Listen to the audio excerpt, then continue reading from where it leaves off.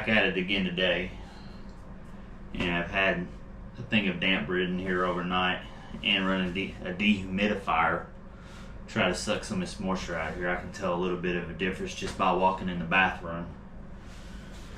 Just by the smell and stuff like that. It doesn't seem as mildewy, but a lot of this wood is still soaking wet.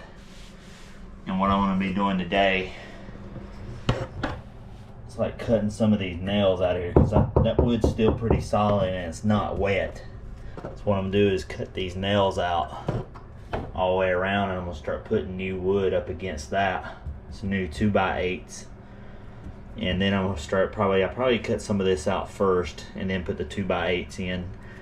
I'm going to start taking out some of these walls and stuff right here, everything that's loose, and all these stacks of wood and everything where we had the liner and stuff for the shower bed. So I'm going to start cutting all this out, all that rotten wood out, take all this wood out around the pipes and everything. What we're going to do is put like a one-piece shower and bath in here instead of the shower back in here. So it's going to be going from this corner here over toward the toilet, and then I'm going to relocate the toilet back over here on this corner. And I think we'll put maybe a vanity or something over here with the sink. So I'm going to have to cut out a lot of the drywall. I'm going to have to reroute the water lines, and I'm also going to have to go up here, and I'm going to have to take the rest of this ceiling tile out and stuff in this panel, take out all those 2x4s, and I'm going to have to rewire everything over to this wall. But most of this wall is going to have to come out for us to get the shower and the bath in here. And I'm using a cut-off tool like I do for auto body repair. It's little cut-off wheels and stuff.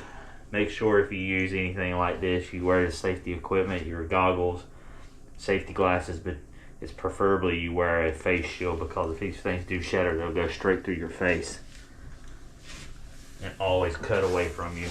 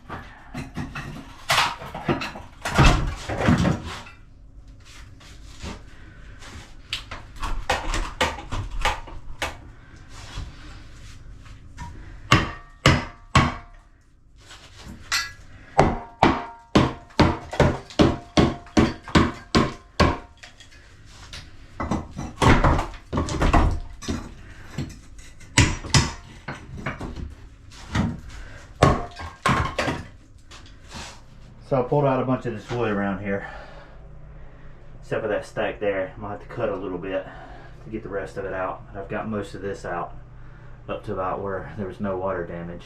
I may leave that because it's still okay, but I'll inspect it and make sure there's no mold on it. But I pulled that frame out and I'm having to remove this ceiling that's lower from where they had the shower in here to even everything back out. So now I got a good view of the attic. But I have to go up in the attic and I have to cut the power off and go up there and cut these wires and make sure they're secure and everything before I cut the power back on. So I went up in the attic and I cut the wires and I capped them off so it wouldn't start a fire whenever I turn the power back on. Now I got this panel from where they did the drop down for the shower. They did not put a panel above it.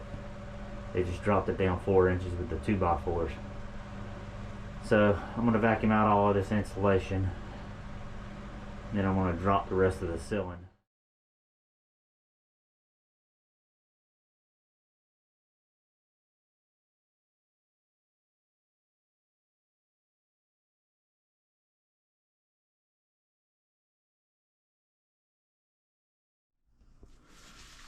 So I got a bunch of this cut out. All the rotten wood and stuff and a little bit of the drywall. I took out this section here, removed everything from around the bottom. It's a good thing they use this cedar and stuff. It's still pretty hard and dry. So it's still pretty solid. There was a bad piece over here that I removed and I'm gonna replace this. But I'm gonna replace that corner and this side here and then do that side and box it in to make new studs and stuff and put brand new wood in. And then I'll do this section here. I'm gonna take this door out today and toss it. And I'm taking that wall out too. Got a few boards cut and these are exactly 8 inch, and of course these new ones, they're not, they're like 7 inches. So what I'm gonna do is I'm gonna make a little 3/4 inch a little spacer up here for when I put the plywood down. But right now I'm anchoring these to the wall, the ram set, and a little trigger shot.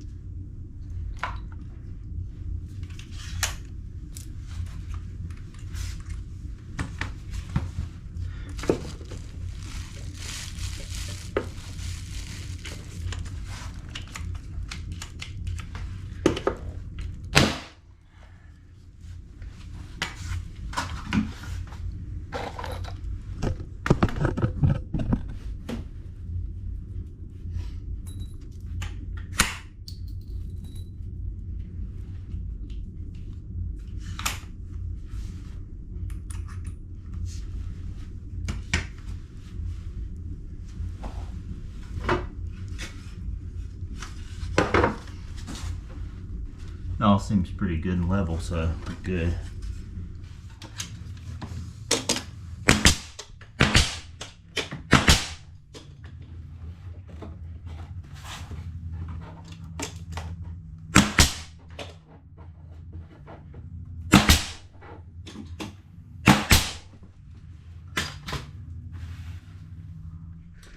So I got some joists cut, and what I'm gonna do is I just laid them across here for this pipe, and I marked them on each side. I'm gonna measure up from the floor to the top of this, and then measure up here, and take a hole saw and cut probably a 4-inch hole so I have enough play in there to move around. But I'm gonna cut a hole here and take the saw and notch it out here. That way they'll sit right over that pipe. And like I said, I have enough room to like move it around a little bit. But I got the bottom of this wall done. Replaced all the wood and stuff in it. And I went ahead and took this whole wall out here. So today I'm gonna do all the joist and everything, and the shower is supposed to be here today so I can get some good measurements off of it and figure out what we need to do. And of course there's another change of plans. Now the shower's going back against this wall where it was originally. This is a very small bathroom, trying to save as much space as possible.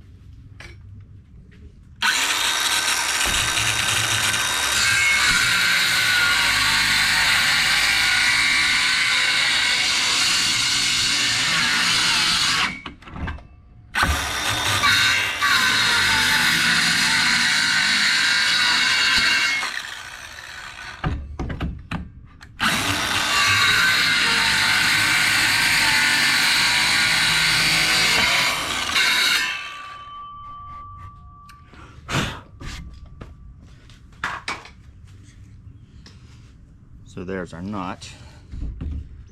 Let's go see if it fits. And there we go. It's perfect. Now I'll get measurements on the rest of this and cut the rest of these notches out, and I can start nailing these in and putting the cross braces and stuff to give it a little more support.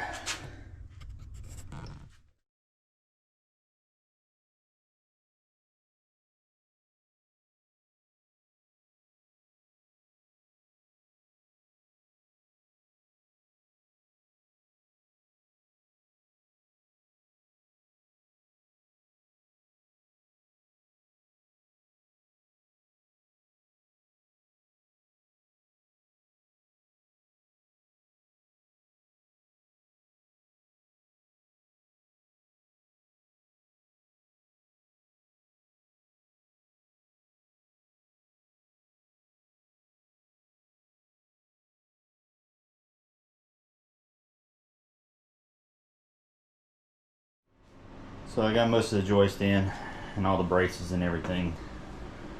I'm going to leave this out here until I get the shower in here. It's supposed to be here sometime today, so I can measure where the drain needs to be. And I'm going to notch this out the same way I did this here for the pipe to run up through there into the bottom of the drain, because we originally was going to stick the shower on that side and we got a right hand drain, but now we're going to put it back over here, so I'm going to run the pipe over this way. This will be kind of good because I want to put an access panel so I can see under here and see behind the shower where the drains and the pipes and stuff run, in case it ever starts leaking. It's easy access and stuff, especially to fix it and all.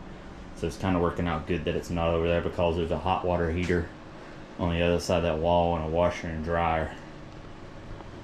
So, and I used some shorter pieces here because I had them. It ain't gonna matter whenever the floor's in and stuff. I'm just not gonna waste wood because of you know, wood's really high right now, and I don't see it going down anytime soon.